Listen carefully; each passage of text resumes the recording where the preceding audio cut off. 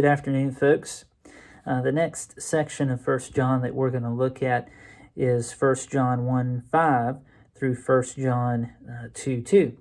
And in that passage, one of the things that John says about God is he says in First John 1:5 that God is light and there is no darkness in him.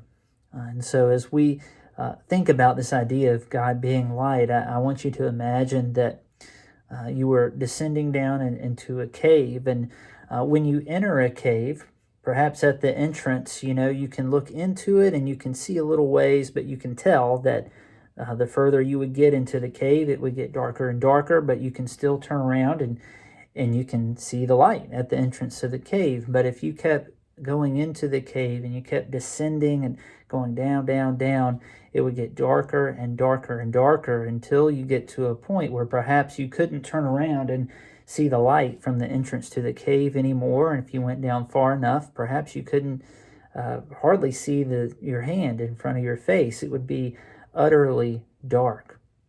And so that's how it is, or such is a life lived without God, without following Him, without following His wisdom and thinking of how we should live our lives for Him. It's as if we're descending down into this cave and getting further and further away from His light.